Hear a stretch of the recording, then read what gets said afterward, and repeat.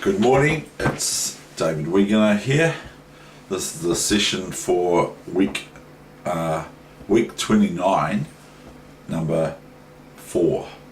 Okay, so lesson number 4 or so. And before I go any further, so it's the 1st of June 2017 here in New Zealand. Not the 1st of June in some countries in the world yet, but it is over here in New Zealand. Okay. Anyway, here is a picture of life at the beach. Now, this is actually that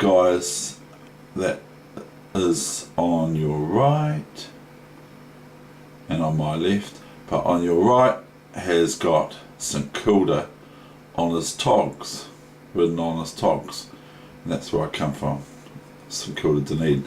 And as well as that, there's St Kilda Beach, I believe, down there on the bottom, or that's looking out towards St Clair Beach. Now, the beach used to be a place where people would meet and all that sort of thing, and we used to hang out in the sand dunes and all that sort of thing. And what it says in the Aotearoa New Zealand book is, excuse me, a British humorist once said that he came to New Zealand, but it was closed. Well, the reason for this was that New Zealanders have always valued and still value their weekends. And in summer, wouldn't you rather be at the beach than at work? And that sort of thing. When New Zealanders think of playing or having fun, they think of either beaches or mountains, both of which we have in abundance. Now, anyway, I'm going to leave you with that, and now we're going to get on to the lessons, more or less soon as. Just have to place that again.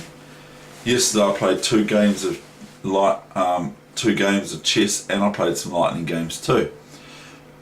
Very, very mixed results. And one, like the thing is I'm actually wondering for myself, do I just play good methodical chess, or do I play fire and tactics and brimstone and all that sort of stuff? Do I play good fireworks sort of chess, or do I play a really good solid game of chess that I just obey the principles and don't go out?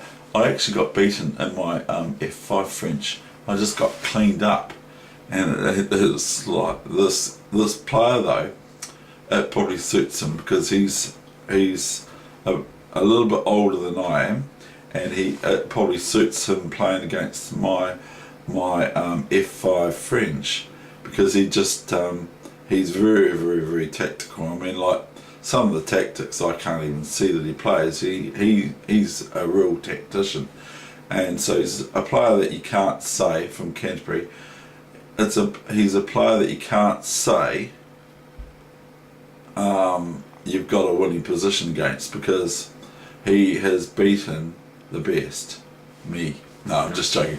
But he's a fantastic tactician, and like I went into the first game, I had 2 mock games with him.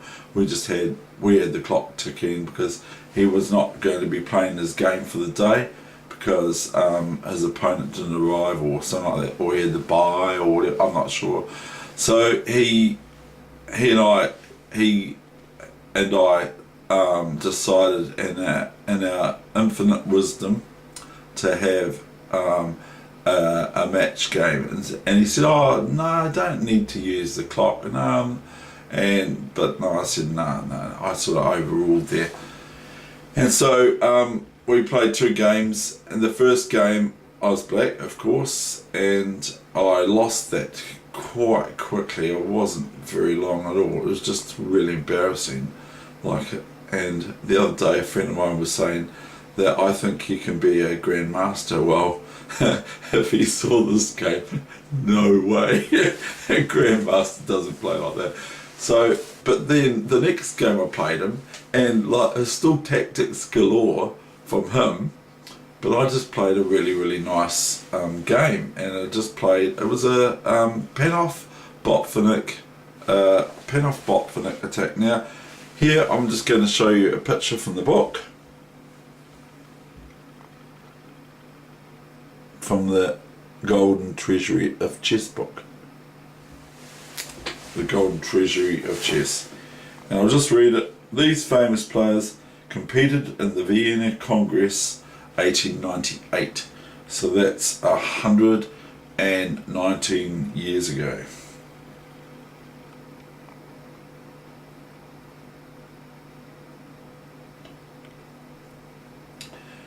Back row, left to right, Swartz, Skeletor, I'm sorry, I'm already saying it wrong, and I'm forecasting the next one's going to be wrong too. Van Drick and Caro, which is Caro-Kann, or Caro, which is half the player that came up with the C6 line, but that's what my friend yesterday played against me as black against my white, and that's what the Penhoff Botvinnik attack is. And anyway, Maroczy, Showalter, Marco, Alapin, Malpin, Baird, Byrne, and front row, left to right, Tarish, Blackburn, Pillsbury, Steinitz, Tishaguren, and Janowski, and Schiefers, and Lipke, Lipke. But anyway, there's a photo of them again, and now we're going to get on to the chess game. Otherwise it's going to be 4 hours and 22 minutes and no one is ever going to look at it.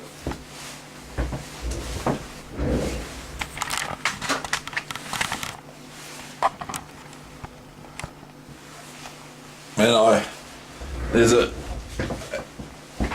there's a young lad that, he's not so young anymore, but he's been going to the Canterbury Chess Club for a long time. He's very good at lightning, and I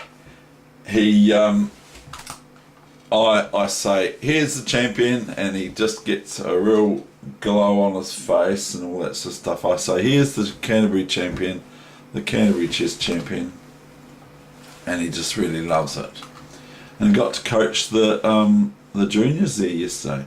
So we're going to flip the board, so you know what that means. Now, I'm just going to try and pronounce this. It's in Nuremberg tournament, 1896.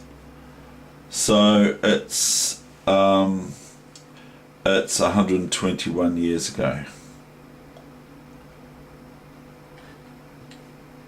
It's the Bishop's Gambit, and it's Carousel or Karasik or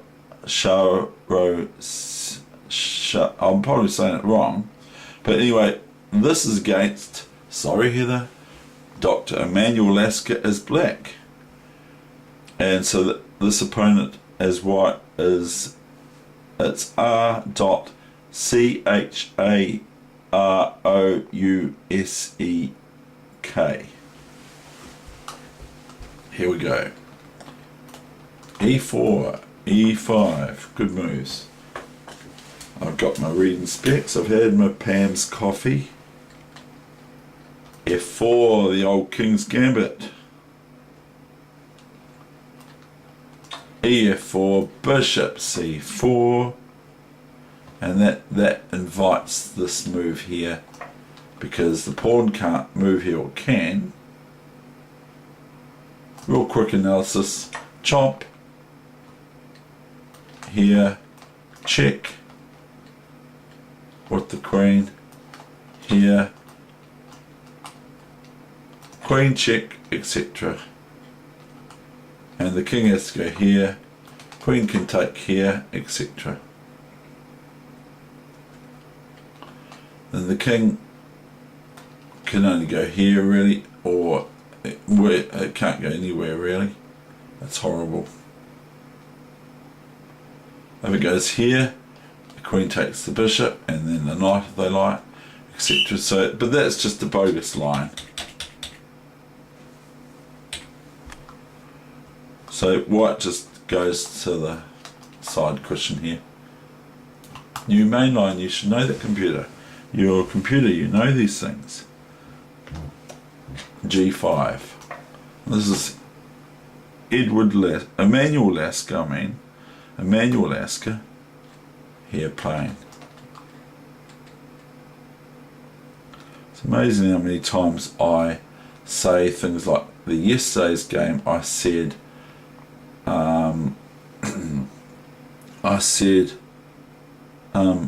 black lost, but it was white that lost, and it's just amazing how I get those two wrong. So anyway, knight f3, queen h5.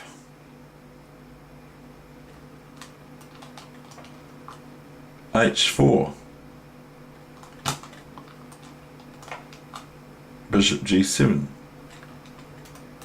Knight c3. Not this, because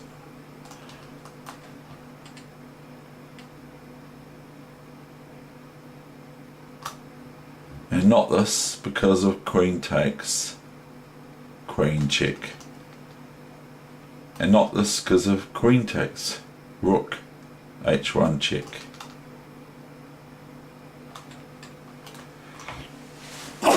Excuse me please. Knight c3, c6.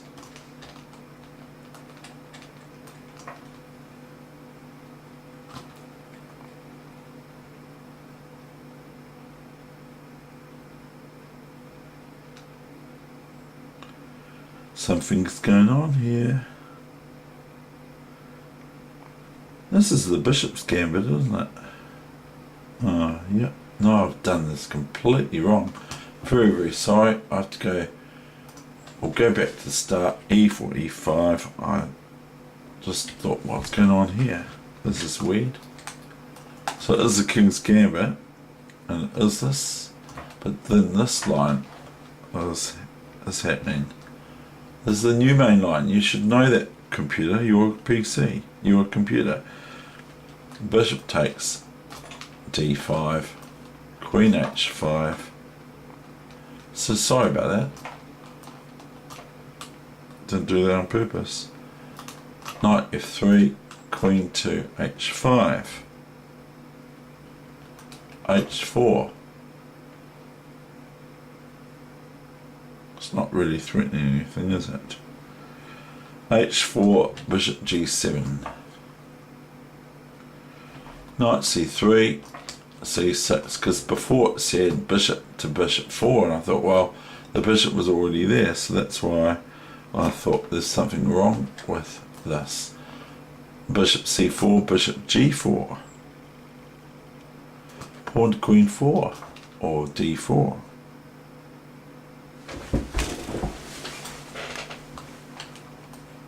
Knight d7, bad move, or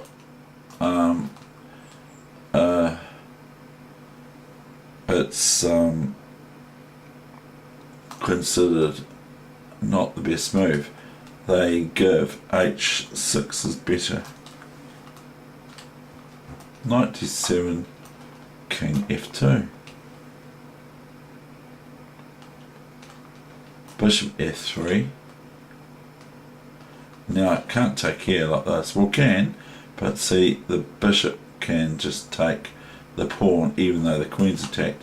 The bishop can take the pawn here with check, and they pick up a pawn. So they go gf3. Castles.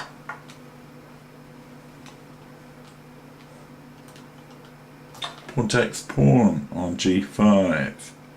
This looks like the black queen can get in here.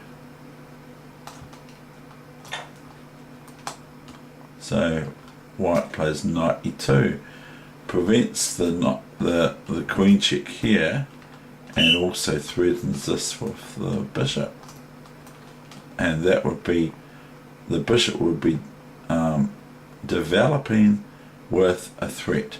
So if the bishop gets to play bishop f4, it's developing with a threat, which is best, or it's a good idea to try and develop with a threat.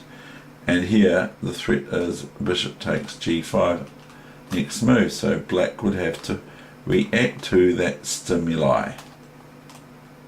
Meanwhile the king's looked after, and this pawn is defended by the queen. Okay, so white is playing this move now, knight e2, but they have to do something about the king anyway, I feel, and they're sort of overprotecting this pawn a wee bit. Queen e7, now they're bolstering up these pawns, because they're very important, because the king is needing to have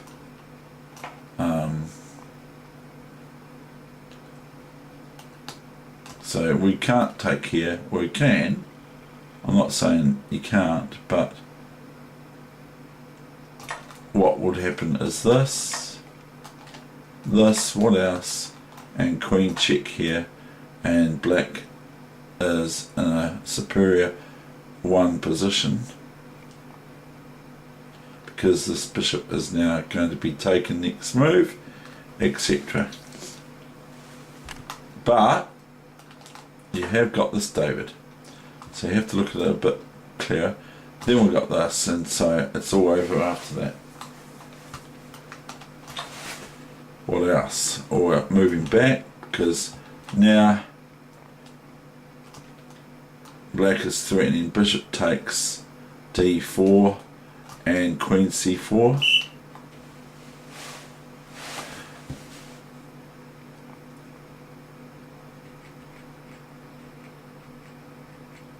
So knight e5, queen a4. You should know, computer, this is the new main line. Right, now queen a4, knight takes c4, queen c4, knight f3, f6 I mean, bishop takes f4.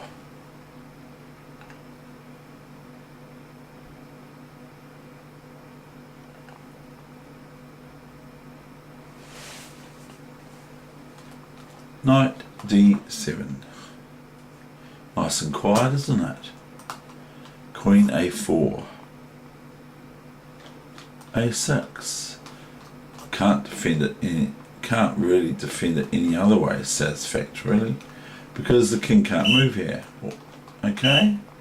And this is an important pawn to black, because if black gets met with this in 2 moves time, what are they going to do?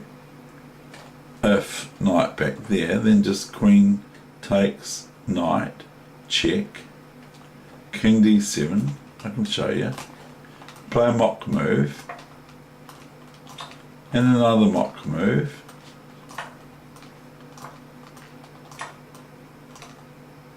now we've got 2 moves. We can go here probably, or we can go here and just swap off, Swapanovsky, or just take this, and then black has to go here and then here, and then the best really is here. You don't really want to swap off things as black here, but all these pawns, look, these pawns can just go, and the rook can't go here, of course, can't go here because it's curtains, can't go here because it's curtains. So these pawns could literally just about go for their flagship.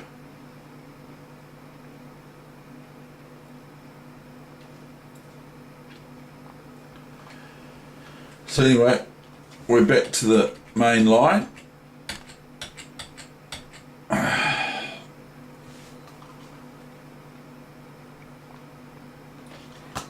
A6. You should know, computer, this is the main line.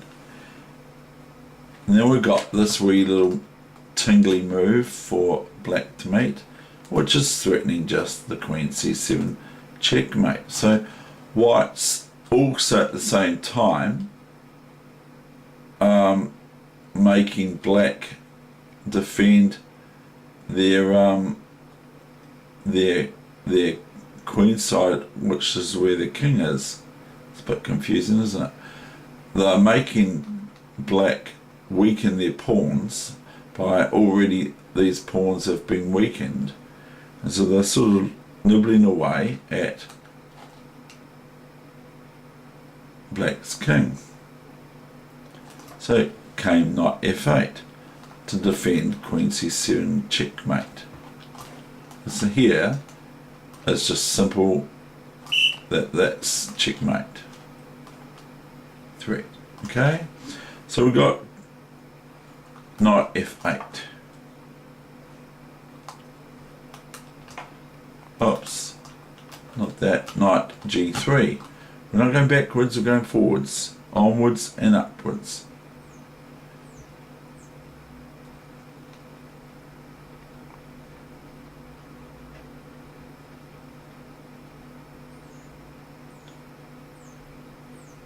Knight g3. Knight e6. Knight f5. Not a particularly hard move to see, but a good one. Queen f8.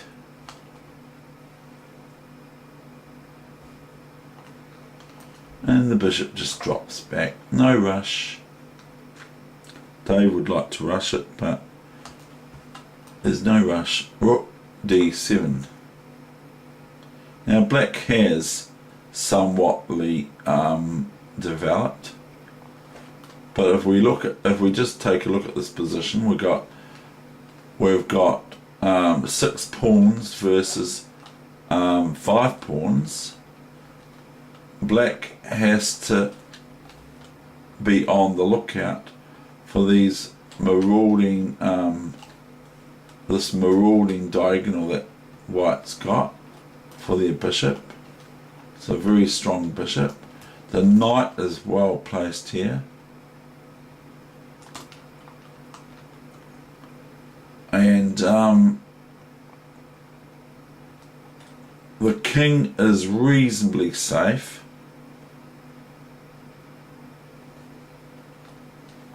So what does white play now? Knight g7, queen g7, queen to king 5. That's a bit of a surprise. Queen takes and bishop takes. Here we go, we're going to win another pawn, because if the rook moves, then you see the red line. So they go f6. Bishop takes, rook f8. See, he's just beating Emmanuel Lasker quietly and efficiently, without any drama, no sort of like scary sort of like on your edge seat of your seat play. Just rook h6, knight f4, king to e3, and that does invite knight g2 check, king to d2,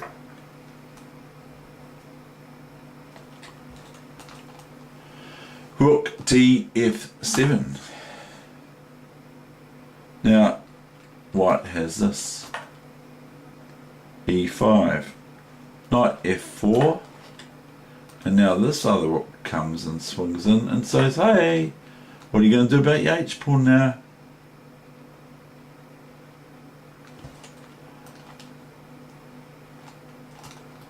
Rook g8, pawn to bishop 4, to prevent if rook here, knight to d5 check. knight to e3. Now all white has to do is defend this pawn on d4. So knight f1, knight f8, d5. Look at these pawns coming. See, now white is making their pawns known. Rook d7, and then e6, and black capitulated. So I'm just going to, if you want to, have a look at what do I think white can do now, black can do now, I mean. I'm going to look at that now, if you like. Now, it's very, very sad.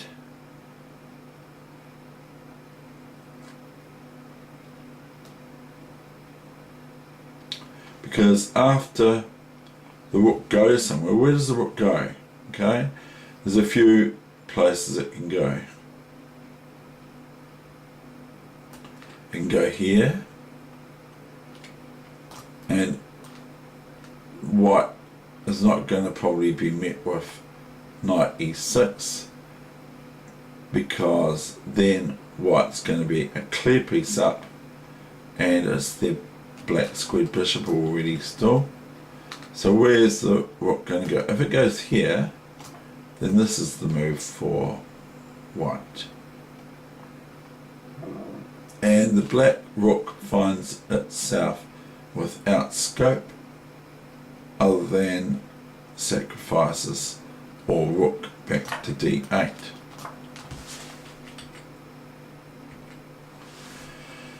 So this is no good, because we'll just go over this because of this, and now what? If here, then just here, and this is going to happen almost without a wee bit. I'll just hug over here, and this then, if we play a mock move for black,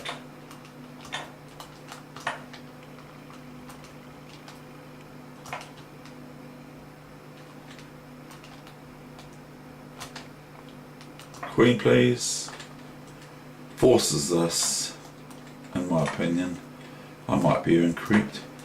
And I want to show you one thing now, just one thing that I said a while back, that there's no such thing as being able to do anything about a double check than to move out of the way with the king. And my friend also heard that at the Canterbury Chess Club and said no.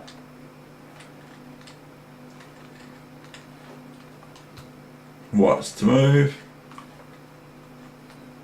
We'll just put a black white king somewhere, and we'll go okay. And he said, what about that move? That's a double check. And I went, oops.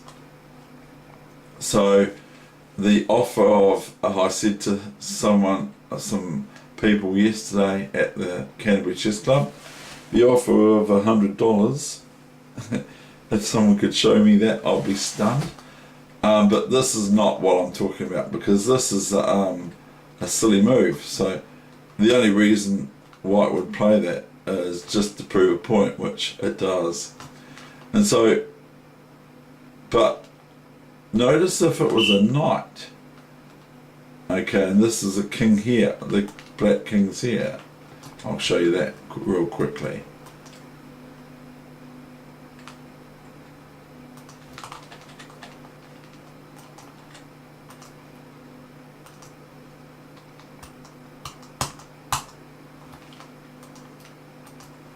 Notice if it's a knight and we go white. Notice if it's a knight, yes, black does have to move their king because it's a double check with the knight and the queen. So that is a double check But I stand corrected. I don't mind. It's all part of life, isn't it? I mean, I even apologised for something yesterday I did that I'm not comfortable with, namely that of rambling. And I want to show you a real simple checkmate as well, okay? I want to show you a real simple checkmate because I was thinking about this position in my head with the bishop and the queen.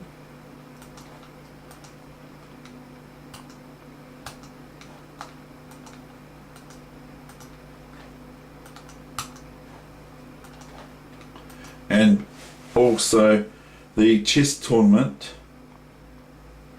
for Dunedin is not on the 3rd of June in 2 days time. It's on the 10th of June, as I found out, because the weekend is Queen's birthday weekend, even though for Queen Elizabeth II, even though her birthday is really, even though I have met her and she's spoken to me and all that sort of thing, even though her birthday is actually celebrated properly in April, I believe. I might be incorrect.